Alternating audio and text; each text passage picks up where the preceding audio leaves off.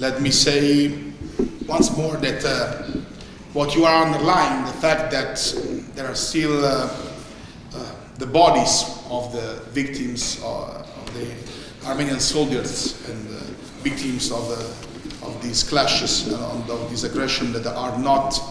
able to be given to their families to be properly buried. This is another crime that it's not acceptable between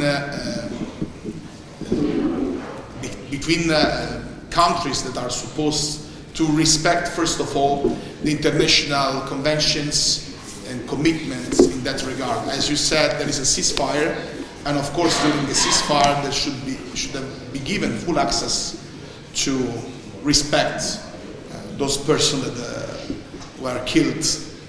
when they were, of course, just observing and they were doing their duties. And once more, I truly believe that this issue should be raised by the European Union as a mediator between the parties to ensure that both sides respect not just one side.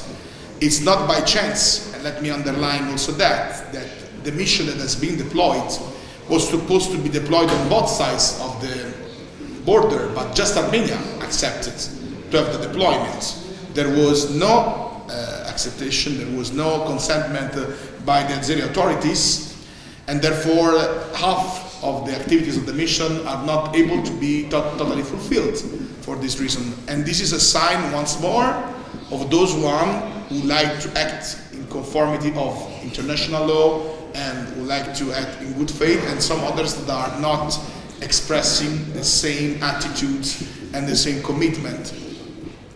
I think that once more the European Union has the leverage eventually to be more effective, because we are a very significant commercial partner also for Azerbaijan, and if we are going to use all the tools that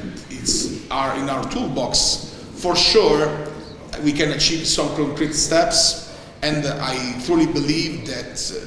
being really sympathetic and close to the pain, the terrible pain and wounds that these families are suffering, as well as the families of the prisoners of war that are still under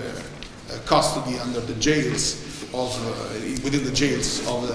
the Azerbaijan authorities, we can push and put these items very high on the agenda, asking on one side to give fair access to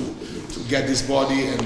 ensure proper funerals and respect and commemoration for the family, and also ensure a prompt release of the prisoner of war, of the last clashes, and of course also those one of 2020.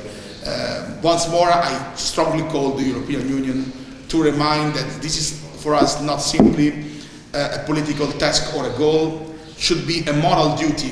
for a union that has been built after the terrible wounds of the Second World War, because we know what that war means. As war has destroyed also cities, communities, people, and therefore we should also pretend, especially from our partners, to act really in conformity of the principles that are inspiring our actions. So once more, yes, I would like to see more proactivism and more clarity of the action of the European Union in that regard, using all possible tools in our role of mediators to ensure that those will not be simple words, simple commitments that they will effectively put in place.